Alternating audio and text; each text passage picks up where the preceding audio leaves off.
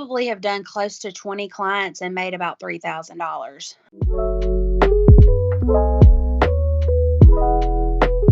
So one of the most frequently asked questions I get when it comes to permanent jewelry training is, if I'm in a small town, will this still work for me? So today I've actually got the pleasure of one of our students on here. Her name is Julianna. She is from small town Mississippi.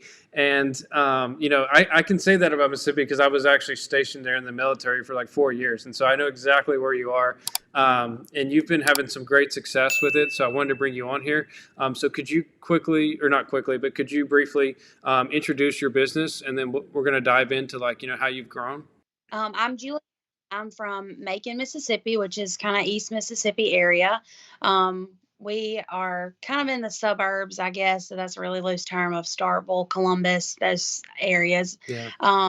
And my business started back in October, and I've been doing just small events at boutiques since October, well, since December, and I've just had great success. I've had repeat customers, and in small towns, that's something you worry about, but it's been really, really great to see people keep coming back. Yeah, and we were talking before we started recording, and one thing that really stood out to me is, you said one of your biggest concerns when you were looking into this was, you thought everybody would be kind of like one and done and just get like one bracelet. Has that been the case? Absolutely not. I've had people while I'm linking them say, "Hey, when's your next event? I really want some other things, and I'd like to bring a friend, and us do that together." So it's really not even just someone getting piece of jewelry. It's the experience of doing Mhm. that together with someone else that can make all the difference in them coming back. So Right. it's been great to see. Um, just the kind of continuation of people wanting more, Hmm. from the jewelry. Yeah, it is addicting. That's why I've got 4 bracelets, and I think you said you did too. Yes. And I'm always like, come on, try to get my husband to help me. I'm like, I need more. And he's like, So, in like when you go around to different small towns and stuff, like, a lot of people ask me like, well, do you charge, like, what pricing do you charge? That's going to be one of the questions probably in the comments. sure.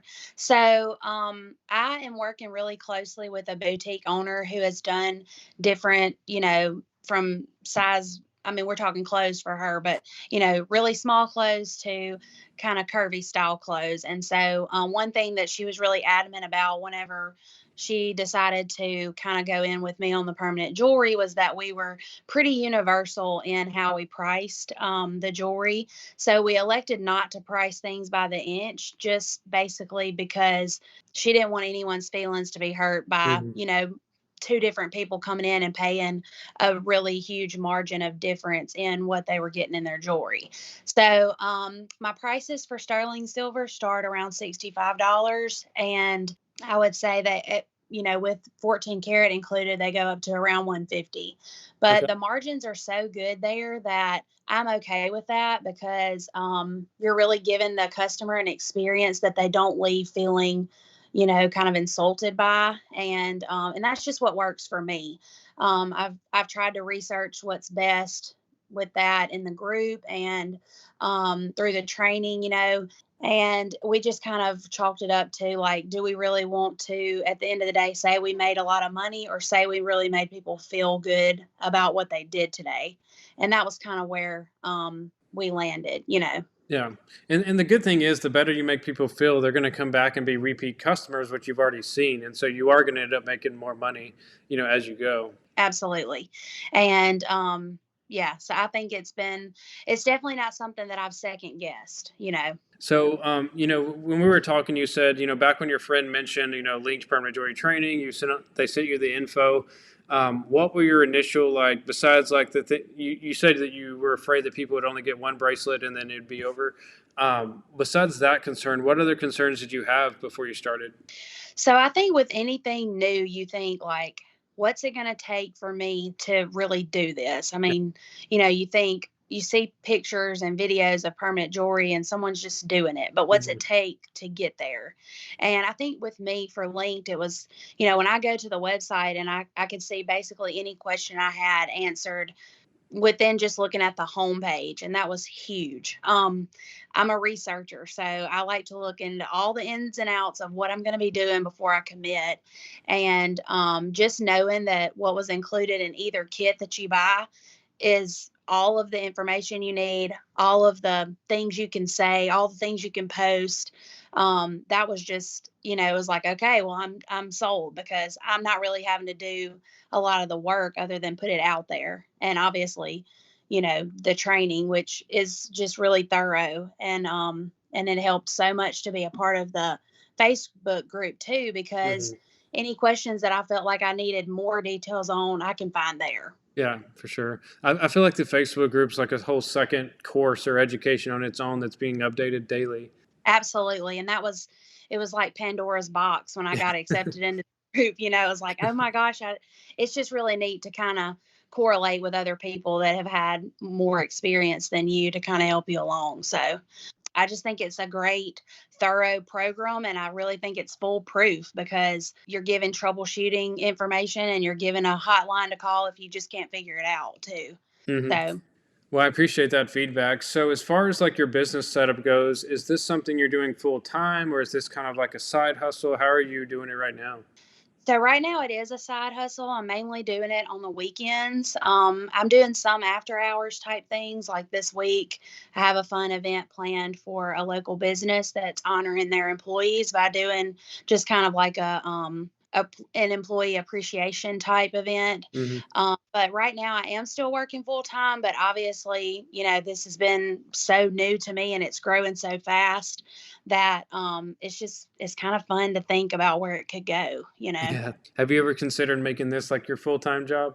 I would love to make it my full-time job, because it would really just be so flexible, and I can see where, I mean, if you don't, want to plan 6 events a week or a month, you don't have to. You can really do it as much as you want or as little as you want. And the thing about this that's motivating is that your success is based on how often you want to take part in it. So it's not really dependent on anyone else. You have to do it yourself. So that's motivating to me, because I like to see the outcome. Yeah, and the cool thing about your area, which I think a lot of people forget about this or don't even think about this, where they're only thinking about their immediate town that they're in. But that machine, like you have the Deluxe machine, and it's about 11 inches by 9 inches, but it's very portable. You can literally drive to any of the surrounding towns and cities in the area. Yes, absolutely.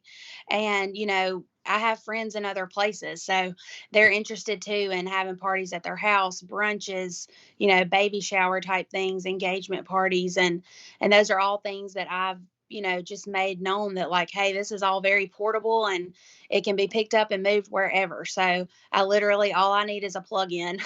Yeah. So, that's just been, it's so versatile. And so yeah, I'm really having so much fun. And I wrote down somewhere, that it's fun because the people you don't know, you get to know while you're Yeah. helping them figure out what they want. And the people you do know, you're getting to catch up with while you're giving them their jewelry. So that's another thing I've really enjoyed. Yeah, that's awesome. And I think so many of us miss that human connection, the past few years when you had, I don't want to say the word, but where everybody was getting sick and worried about being sick. We didn't have that human connection as much. And so I think, this is a great way to, like you said, network and get to know people or catch up with old friends.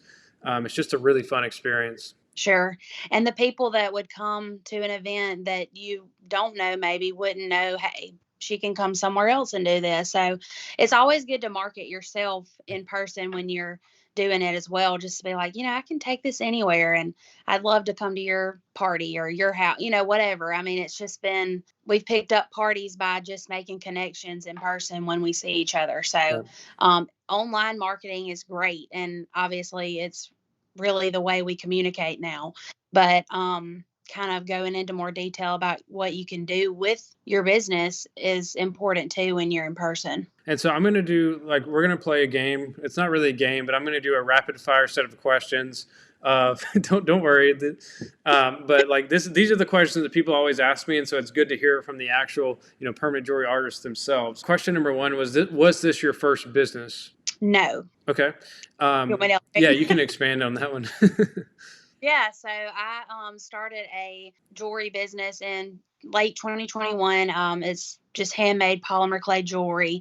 So this was an add-on to my current business, which really flowed really, really well because mainly what I make with that is earrings. So this didn't interfere at all. But it was definitely an add-on, and it was a really great decision. Nice.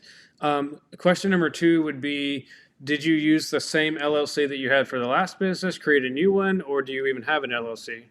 I actually don't have to operate under an LLC right now. But if I did, the way I've marketed permanent jewelry has just been linked with my small business. So Okay. I'm still my name. My name's already out there, and it's kind of its own brand. So I've just added the linked jewelry to it. Okay, perfect.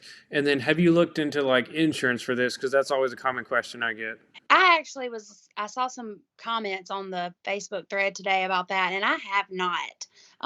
That might be inexperience on my part, but I do have, the waivers are signed beforehand. Hmm. My care instruction card is included on any purchase that's made, and I just try to be upfront with the customer about what they're getting and what to expect with it. And just be forefront about that because, and I know that's all words, but when they sign the waiver, they're essentially, for mine, saying, I understand that this is permanent, but anything can happen. And, it is always good to cover your bases. So, Hmm. but me personally, no, I'm not doing any kind of insurance on it at the time. Okay. And then which machine did you go with? So I went with the Deluxe machine. Okay, and the next question is, how much inventory do you feel like you needed to really get started? I started with 3 different options in each metal, so 3 sterling, 3 Goldfield, 3, 14 karat, and, then I didn't do any charms the first couple of times I offered my service, and then once I felt a little more comfortable, I started adding in some charms, and I think that was great for me because I was able to talk to those clients, and they Hmm. were, well, if I wanted to do a charm, I might do this or that. So I kind of got a feel for what people were interested in. And now that I'm more comfortable and can link a little faster, charms are super easy to add on, and they're a great addition to your profit. Hmm. Awesome. And so another question I always get is, how long did it really take you to learn, from the course and just practicing before you felt comfortable doing the service? So I did this, I still work full time. So I did this kind of in the evenings and on the weekends and during my time off. So I would say I gave myself about a month to really go through the training and study that and then start practicing. I started the training when I placed the order. So before I ever got my kit. And then once the kit came in and I had gotten into, how to use it, I started practicing with it. But for the 2 weeks leading up to my first event, I practiced every single night on the practice jump rings, and I would make myself do, 5 or 6 perfect welds before I would let myself stop. So, and I think that was key in just building my confidence. Awesome. And then did you have any like previous welding experience? Absolutely not. So I like to joke now. I tell my friends and my husband, I'm like, I'm a certified welder now, guys. So That's funny. like, Yeah, it's so funny because like if you'd ask like a lot of our students, 6 months ago or a year ago, like do you think you'll ever be a welder or like stuff? Like nobody would have ever thought this. no, no, it's really funny to talk about when you say I can weld. It's a good conversation starter. Yep. So, what are your most popular like types of jewelry? Like, is it bracelets, necklaces, rings, anklets? Right now it's bracelets with charms, but I've heard a lot of people at the events mentioning with summer coming up wanting to do some anklets, Yeah. and so I'm excited to get some more experience with that. But Goldfield is really my most popular Hmm. metal to sell, and then I would say probably sterling silver. And I really try to market the Goldfield for bracelets because I feel that metal is a bit more durable than it would be for a 14 karat bracelet, especially if you have kids. That Yeah. metal's so soft. So I try to encourage people to do gold fill for that, and to maybe use the 14 karat for a necklace or something less in the way of traffic, you know. Yeah, I mean, all mine's either sterling silver or gold filled, just because. I mean, to be honest, like I change my mind a lot, so I might replace all these and do different ones in a year or something. So and Yeah, I'm always scared like something's gonna break and I'm gonna lose it. Like if I lose something gold filled, it doesn't matter, you know. sure. But Yeah, that's and just I my mean, me own. personally, I like the gold fill too, and I don't feel like you're lessening your buy or anything like that. It's just as beautiful as Mhm. 14 karat. So it's a good option if you really love gold, but you don't really want to pay for a 14 karat. And if you're worried about it coming off too, you don't feel like you've lost such an investment if you Yeah. were to have it, lose it. Right, exactly. And so another question I always get is like, do these bracelets like, turn people's skin green and make their arms fall off and all that stuff? Have you had that experience yet? No, and I have like after event anxiety about like is my weld going to hold? I know it is, but that's just me Yeah. wanting to be controlling of everything I do. So, but no, absolutely no turning or tarnishing. And I thought you were going to ask me like, does it bother you on your arm all the time and not being able to take it off? But I feel like that's been another claim to fame for me, because I'm somebody that's taking all my jewelry off when I Yeah. get home. I cannot stand it any longer, and I don't even know that these bracelets are on me. And that's what I tell everybody that's worried about that. Like, hey, I'm the world's worst about like wanting to take it all off when I get home. So no, it doesn't bother me at all, and it doesn't turn at all. Yeah, it's funny how that works because like I've never been big into jewelry. Like I take my watch off when I get home. I take my wedding ring off. I hardly wear. I've never really worn hardly any jewelry, but now I've got four bracelets on, and it doesn't bother me at all. It's just whatever. Yeah. Well, and my husband likes to say this is what you're doing instead of tattoos, because like the rush of getting something permanent, Yeah. it's really something you could take off if you wanted to later. So Right. It's the best of both worlds because you get that rush of like, oh, it's permanent, but then if you mhm, really get tired of it, you can just cut it off. So yeah, then it doesn't have to be so permanent. yeah, and I think that's why it's so attractive to so many people. It's because it's like it's fun. It's a fun experience. It's cool. You can kind of customize the way you know everything without getting too deep into marketing psychology. I'm a psychology nerd because I'm into marketing and it works. But I think that everything revolves around people just want to be loved and accepted. And so one way a lot of people do that is they like have accessories. They want to stand out. They want to get the attention because it makes them feel loved on a deeper level. And so that's why like when people ask me, do I think that this is just a quickly fading trend, the answer is no. Like jewelry has been around for thousands of years for that very reason, and this is just a new twist to it. I've seen it with friends that have come in together, just the excitement of like we've got something that matches, we've got something that kind of links us together, no pun intended, for when we're not together. And so I just think that's awesome. And I'm actually planning on a Mother's Day event where I'm going to market it like, of course, mother daughter or generation type thing. Like me, my grandmother, my aunt, and my mom all have a matching bracelet now. And so it's just really Mhm. neat to kind of look down at your wrist during the day and see that. And, it's just really cool and sentimental. Yeah. Oh, another question that I don't ever ask on the podcast, and I'm glad I just remembered, is like, let's talk about like age demographics. Like, do you find more younger people do this, older, or just like a mix? Well, the I've done is probably 6 or 7. And my grandmother would probably kill me if she knew that I was saying that the eldest client I've done is 83. So, no, absolutely not. Every age in between. And it's fun for everybody. You see Hmm. the faces light up on everybody from the youngest to the oldest. So the youngest tend to squeal a little bit more when they get theirs linked in excitement, Yeah. you know. But no, it's absolutely not an age thing at all. It's for everybody. Men and women. I mean, I Hmm. haven't done any men other than my husband yet, but he does solicit my business everywhere he goes now with his bracelet on. So That's awesome. Well, thank you so much for joining and sharing your experience and tips. And if there's anyone on the fence about like training with linked, like what would you tell them?